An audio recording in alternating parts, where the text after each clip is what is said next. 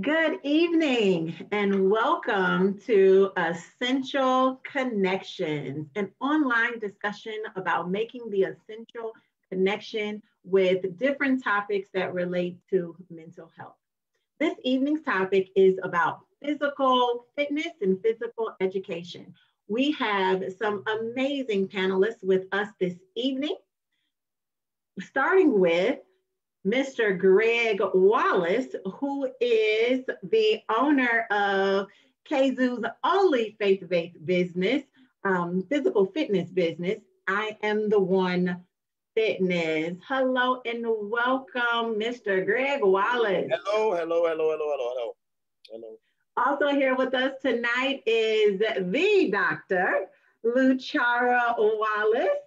She is the director of the WMU Lewis Walker Institute for the Study of Race and Ethnic Relations, as well as an associate professor in physical education, where she leads research and advocacy on topics such as juvenile incarceration, generational wealth attainment, and policies impacting families and individuals with disabilities. Welcome. Good evening, everyone.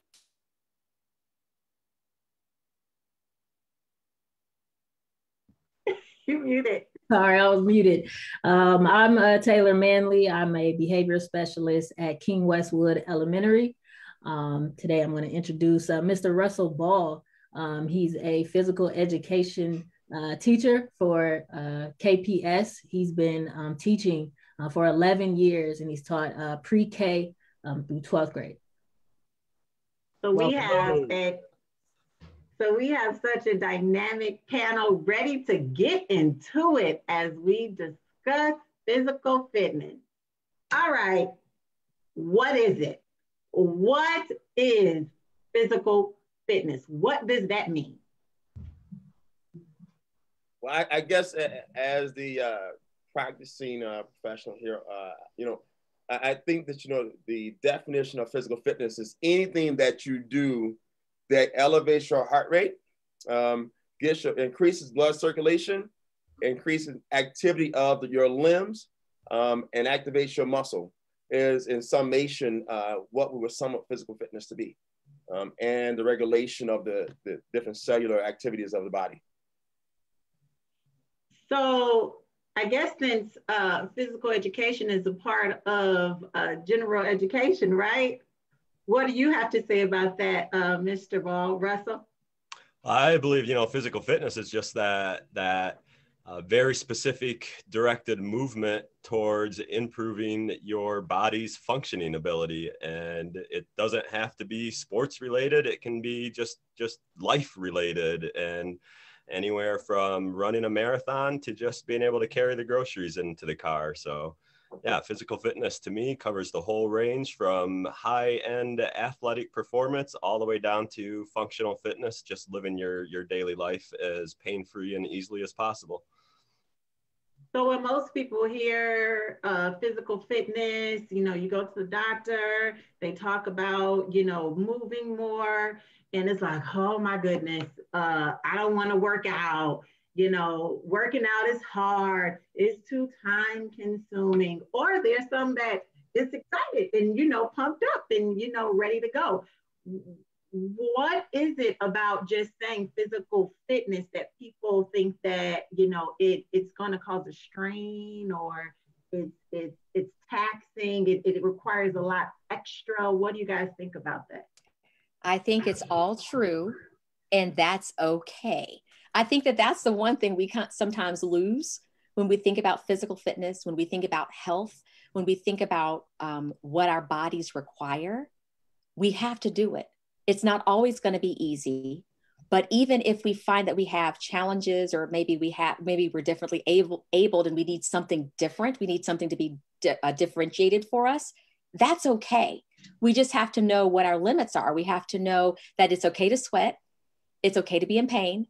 It's okay for it to take time. It's okay for us to have to learn something new. It's okay to enjoy something that we already know how to do. As long as we're moving, that's really what matters most. Oh, wow. I got a question. How long how long should, we be physically active? Our kids, what's a good amount of time? Is there a certain amount of time? All right, so go ahead, brother. No, go ahead. By all means, Greg, go for it. So science has shown that kids should be physically active minimum 60 minutes per day. And adults, 30 to 60 minutes or 150 minutes a week. Physical activity is important for youth and adults alike. Yep, and it's important to note that those 60 minutes, those 30 minutes, 150 minutes, however many minutes you're going for, don't have to be consecutive. You can break that up over time as long as you're moving with an elevated heart rate with specific movement goals in mind, and it doesn't have to come all at once. You can break it up over your day. And if I could just touch for just a moment about the whole mindset of being physically active. It really requires you to have the proper mindset. What we equate exercise as adults as being a chore. It's laborious, it's challenging. When truth be told, you got to find a way to enjoy it. If you enjoy it, you will do it. Those things we enjoy, we consistently do. So whatever you do as it relates to being physically active, going out, gardening, believe it or not, gardening is a way of being physically active. Mm-hmm. Okay. Walking. Clean your house, right? Clean your house, way of being physically active. I dance when I cook, man. That's just a simple way to add in some movement while you're doing something. And really that's key for a lot of people, is because we're fed these images of big bulking, mostly men or really fit women in the gym, sweating, doing bench press after bench press, or they're flipping tires now and carrying sandbags. And physical fitness doesn't have to be that way. A lot of it for people just to even get started is just looking for small ways to add movement into your day. And for me, because it's a stress relief of the music playing while cooking, knowing I'm preparing something for my family, like that's, and then you're talking about mental health right there, Tia. That's, the music is a big part of that, movement, doing something for other people. And it's just those small ways of adding movement into daily life can make huge gains. I would also can I add something really quick? Yeah. Because I want to also add like the family component to the physical fitness piece, because when we think about like our kids love to play, mm-hmm. and a lot of our children are really challenged right now because they love to play video games. They hate being on Zoom calls for school, but they love playing video games. And so like, how can we make the physical activities that we ask them to do fun? Like, I know sometimes my kids and we love to wrestle, like straight up, full on wrestle. You got to get pinned for 10 seconds in order for it to count. I mean, so there's a lot of movement and squirming, and there's heart rates going up. Yes, moms can wrestle with kids too. It's not just a dad thing. And like right now we have a ton of snow. Like, let's go out, let's have a snowball fight. Let's go sledding. Like our family this season, we just had to, praise Jesus for the stimulus check. Anyway, we had to go out and take up skiing as a family. It was like, we need to be together, because for our own personal mental health, the health of our family, we took up skiing. And it has been a blast. So I just encourage folks to think about, how can I do this with my children? So it's not just, all me, it's, mm-hmm. How can we build it in so that we're all benefiting? And if I can throw in the classroom piece, the benefit of being physically active for the youth in the classroom, there's a cognitive benefit associated with that. They can actually learn more. They're more apt to learn more information when they are physically active. Wow. So let me go back. I hope that my husband is watching this, because you said, Mr. Ball, it is okay to dance while you're cooking. I'm honestly surprised my kids haven't thrown me up on more TikTok videos where you see your parents doing embarrassing things, because I got to tell you, rhythm has escaped me. I don't really have dancing ability, but I'm going to dance like nobody's watching anyways, because when I'm in the kitchen by myself, no one's really watching, but by myself with the family in the kitchen cooking with me, I just want to move. And you get excited when it's smelling real good, like my soup that I'm making right now, smelling real good.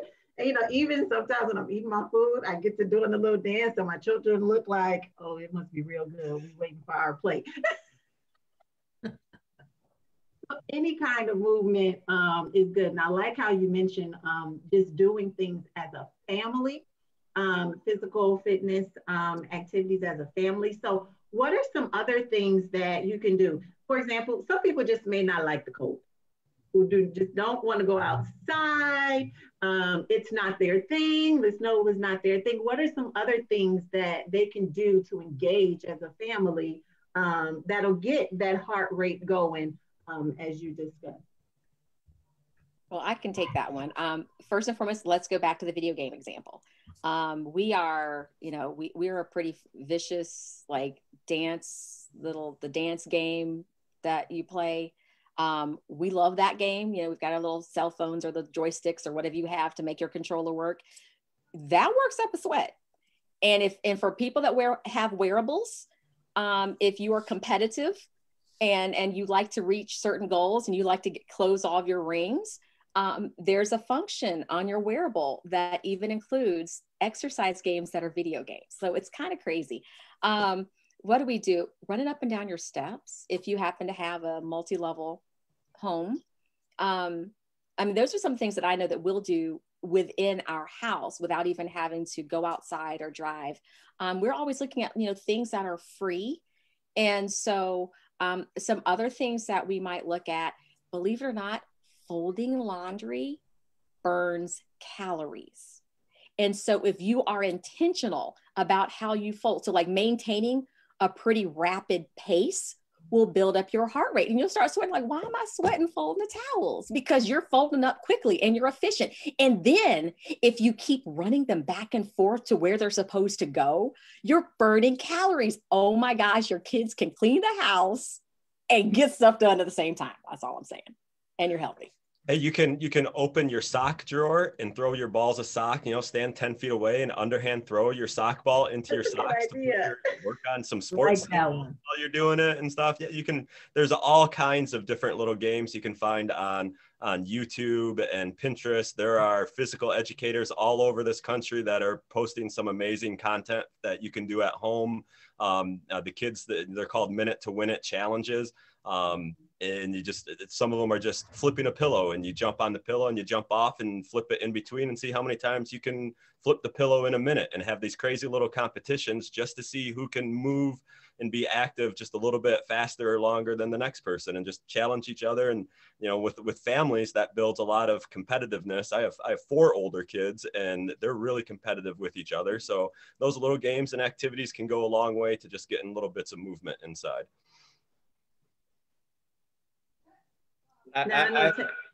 Go ahead, Greg. What about standing up and down in your chair? You stand up, you're sitting in the chair, just stand up, sit back down. Demonstrate it for us. What you talking about? You know, I thought he was talking about standing up in his chair. I was about to say, you know what? You about to get a whole bunch of kids in a lot of trouble. Namely, that's it.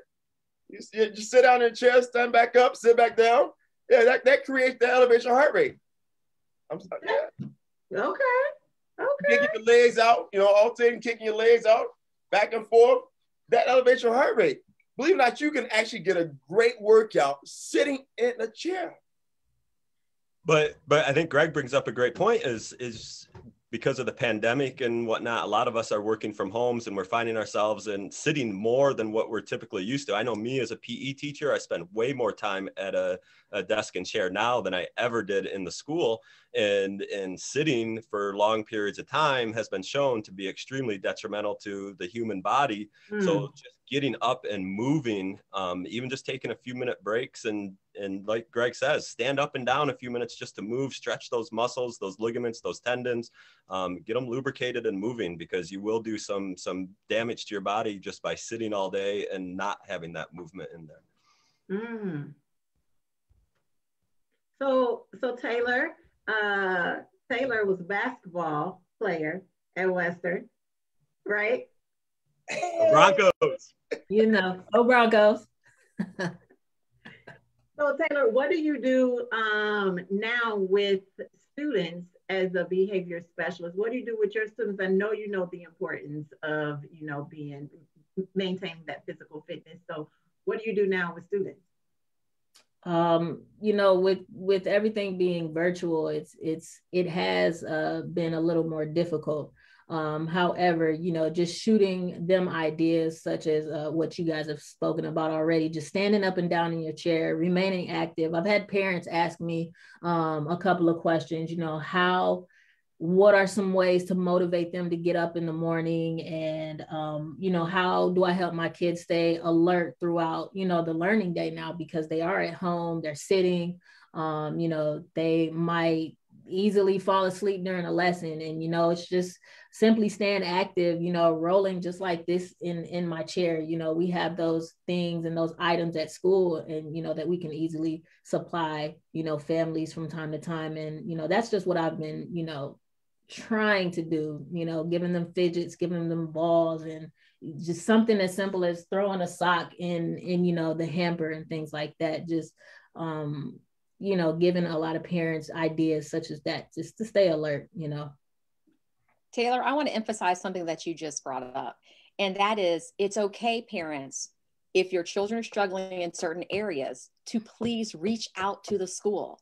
There are supplies, there are things available. So this is not my interview, but I just want to ask, please share with parents very clearly, what should they do if they're like, my child usually has some kind of fidget that they sit in, that they have access to, or they have a special cushion that they use in their chair. What do they need to do to get access to those supplies at home? Oh, it's simple. Call your school, call your children's school. You can ask for, the behavior specialist, the KBSA here at KPS, we made, these boxes, for students in particular who might have, who may struggle to stay focused and things like that. And it's a box filled of balls, fidgets, everything that we can easily supply them. It's as easy as that. It's as easy as a phone call. They, just in case parents aren't aware, we are, 110%, able to make that drive and, bring you whatever you need. It's not all the time, that you guys can make it out, to us or to the school. So, we are there for you guys, and we do not mind supplying those items that, they may need. Thank you so much for lifting that, Taylor. I also want to, because I think it's important. Sometimes we hear those things. It's like, wait a minute, did she just say that the school can get me that? But how do I do this? So thank you. Yeah.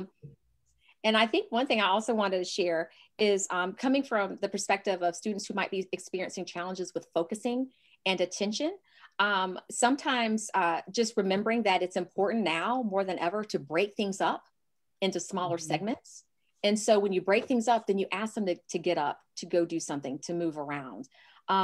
Instead of saying, okay, you're going to have a marathon day that is, 6 hours long.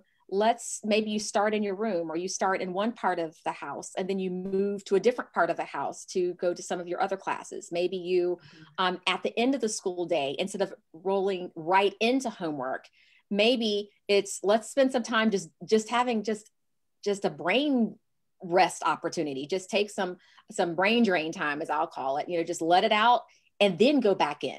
Because we find that, at least I've found that students are way more engaged when they've had a chance to have those mental breaks, those opportunities to do something fun that shifts their mind from focusing on the school and the academics, because we forget school is hard. And let's just go ahead and remember, school is hard. It challenges their brains, and that's okay. So I just want to also encourage families and practitioners to think about ways that we can also mix things up a little bit and say it's okay to take a break. That is absolutely the truth. School is hard. And Greg and Russell, I heard you mention at one time, it may be hard to elevate that heartbeat and get up and just decide, this is what I need to do. Right. And a part of that, Luchara, is that when we have such a long school day virtually, and breaking that time up, think about the lunchtime that students get. Anytime that they are not on the computer is an opportunity to get up and move. In our house, we say there is no, you're on electronics all day for school. So there is no electronic during the lunchtime. When you have breaks throughout your school day, there is not an electronic because you got to get right back on it for school, right? So get up, move, walk around the house if you want to, go up and down the stairs, go play one of the, the games, but, suspend that time of it being any other electronic outside of the school day when they are on their Chromebook. I know, I'll jump in here real quick, Tia, just to plug the PE teachers with KPS. And what we're doing is we have lunchtime lessons. We start at 12:15. We broadcast live lessons, and that's a great opportunity to get a midday physical activity break. It kind of replaces that recess almost that kids are losing, because kids are losing a lot of active time right now. And anytime you can throw activity in during the day, especially midday after they've had a long morning of learning, give them an opportunity, because I know all of our staff, we're putting together lessons that are designed to move kids away from the computer to get them up and moving. So even though they're on the electronic device, the idea is we're not interacting with it, but they're interacting with us doing physical activity, because I know all of our staff, we're So Mr. Ball, where would they find these really cool videos and opportunities to discover this? Well, for our KPS students, if they go right through their Learning Hub on Clever, they can access their grade level specials pages through there. And that's where they'll find their live links and recorded lessons as well. And because we do offer recorded lessons, you can put on one of the grade level teachers' lessons, and just that's already a pre-made program that you can just put on, have the family follow. I know I have families that follow my lessons, and I'll get emails from parents that and students that have the fourth grader, the third grader, the first grader, the kindergartner, and the mom are all doing the lesson at the same time. So it's a great opportunity to follow along in a movement-based activity. Your elementary students are still learning and meeting their specials requirements, but more importantly, you're up and moving and being active, and it's a great opportunity to get that movement in. That's awesome. And Mr. Ball, I think you touched on something really important there when you talked about the kindergartner, first grader, second grader, and all the kids being engaged. It's important that the parents also become engaged in that physical activity as well, modeling this here behavior that we want to see in our children. You know, if we want to see our kids be physically active, it starts with us. It starts with us leading from the front, creating an environment for our children that's nurturing, so that when they grow old, they will not depart far from it. They are actually invested in, okay, well, I'm going to live this lifestyle of health. The obesity rate is so high right now, and let me just share this. I'm gonna give a quick number. We're around 40%, 39.8% of our in 2019 of people in America were obese. That's not a negative thing. It's factual. But the way we change that, the way we mediate that, is it starts with us getting up and modeling for our kids the way we want for them to live healthy. That goes with your eating, and that goes with your physical activity. And if you couple those two things together, that obesity rate that we see at 40% right now, it has to go down, because we're modeling for our kids and we're living this lifestyle. It's hard, and I know, and you make a great point, Greg, that these obesity rates are literally killing us. But I think one of the dangers that people get into is they want to make big scale changes all at one time, and you think those New Year's resolutions, and right. New Year's rolls around and I'm going to work out 7 days a week and eat healthy, and we know by February we've all abandoned those. It's important to really start with those small baby steps and look for small ways that you can improve your eating, improve your physical activity, not try to do it all at once. Just, you know, if you're shooting for 60 minutes and you're finding that hard, you know, shoot for 30 instead, and build in those goals. If you're want to change your eating patterns and your diet, you know, replace one meal a week. Don't then make a whole scale change, and take those baby steps, and you'll find over time you'll increase the amount of time or the effort you're putting into it. So let's make that a central connection between physical fitness and mental health. So we touched on a few things. Talked about changing the mindset, finding a way to enjoy it, knowing your limits, and how physical fitness can be a stress relief. What are some of the benefits of physical fitness as it relates to protecting our mental health? I recently was watching a presentation by Dr. Metzel. He's an MD, and he wrote this book called Exercise the Cure. Exercise really is a cure for whatever ails you. It, from a mental standpoint, it reduces the likelihood of you incurring depression and or anxiety, being anxious. With our youth, we're talking about, Taylor was talking about the youth being, fidgeting a lot, right? If you get them physically active, the prevalence of the process of them fidgeting frequently decreases because they are now physically active and getting those juices flowing.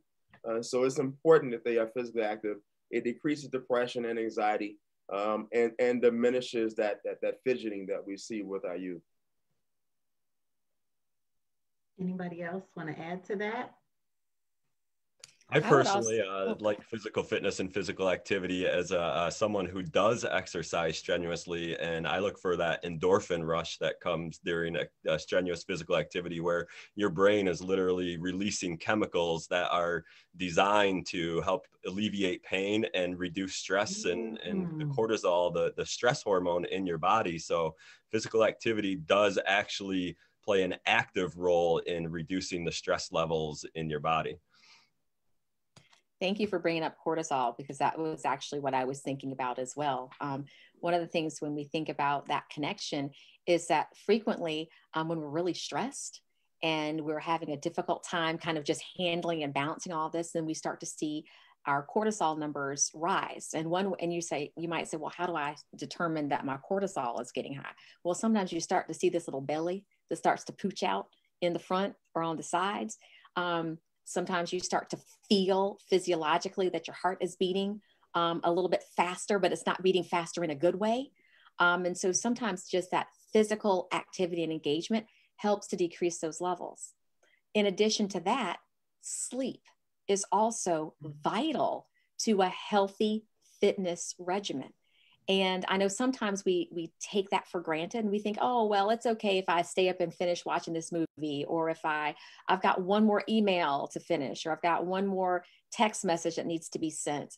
I would also encourage families to the greatest extent possible to leave their mobile devices outside of the bedroom, if at all possible, so that you're not being awakened by those lights or those sounds. If it's your alarm clock, in a lot of devices, you can actually set timers so that you can say, okay, starting from 8:30 until 7, you don't receive any text messages, you don't receive any telephone calls or those kinds of things, unless they're emergencies, and you can let your phone know what's the emergency. So that, and you do all that to increase the opportunity so that you can get a good, solid night's sleep. And I encourage that, especially for our children as well, because they are connected to their devices frequently it's a part of it's another part of their body. Like it's just their third hand. And a lot of them are not able to sleep well. And we have to make, our family included, we have to make sure that there are rules in place, like put that down, flip that over. So that way you're not hearing the buzz, you're not hearing or seeing the lights go off. And so that's something I wanted to share as well. And to kind of build on that, like one rule I have in my house is my students aren't allowed to do their schoolwork in their bed, because then your brain starts associating your bed as a workplace and not a sleep and rest place. So your brain will become more active when you're trying to go to bed at night, because you've started doing work in that space. And you want to maintain that as a relaxation, restful, peaceful place. So you want to avoid doing things like homework and schoolwork and work in your bedroom area, which is hard to do, especially when you have 5 or 6 kids at home trying to do online learning all at the same time. But yeah.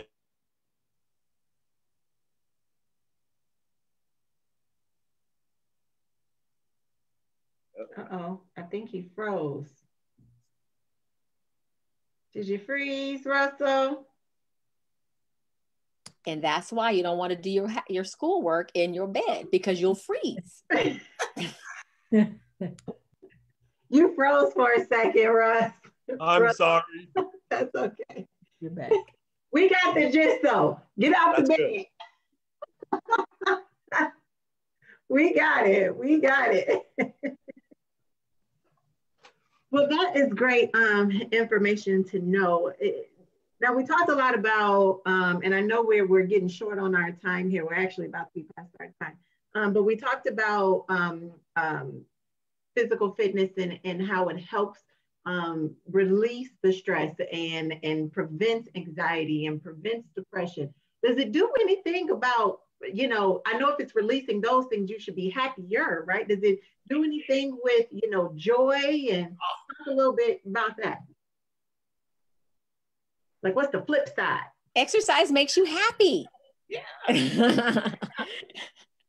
Oh, that would be the flip side. I mean, and part of it is also sometimes when we do set those goals for ourselves, like maybe you started off and I can only move for 5 minutes at a time. And then when you start to see the progress that you're making, that's also beneficial. Like we want to set manageable, smart goals, things that are, they're specific. They are things that are measurable. They're things that you can actually accomplish. And then reward yourself, like say, okay, I did this. And so now I get to do X, Y, Z, you know, so sometimes it's that balance. And so it really does make you feel happy and more accomplished. And yeah, it's a good thing. I think it's also important that you do it with someone else. Having a community of individuals to work out with you, you're now accountable to someone else. And I don't want to let you down, so therefore I will be there, or you know, I will go and do something else. It's important to get a community. And if you look at anyone who is physically active on a regular basis, as Russ said, their endorphin level is through the roof. Their energy level is through the roof. They're nonstop high energy people. And I know several people who work on a regular basis who are high energy people. Yourself included.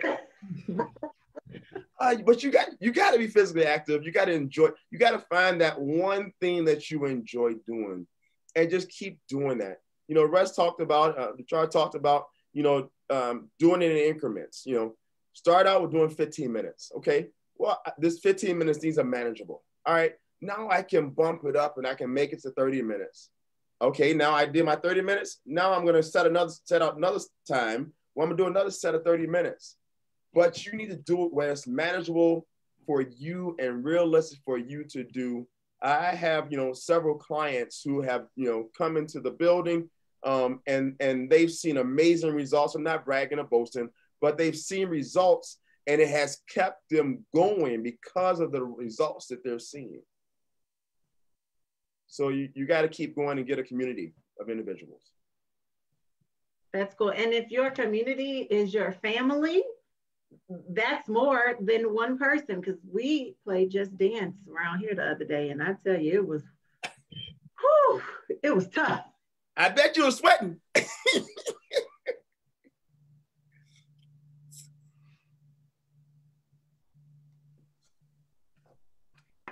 Well, cool. Yeah, I was. I wasn't ready. I definitely wasn't ready. And even, you know, working in the school system, we don't be ready when our children are, our students are, they're ready. Yeah.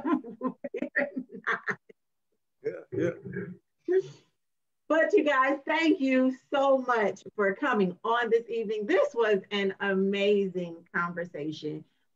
We talked a lot about the importance of physical fitness, not just for us as adults, but for children, our students, as well as us as a combined family unit, and how we can work together as a family, as a community, to increase the physical fitness that is happening as a whole.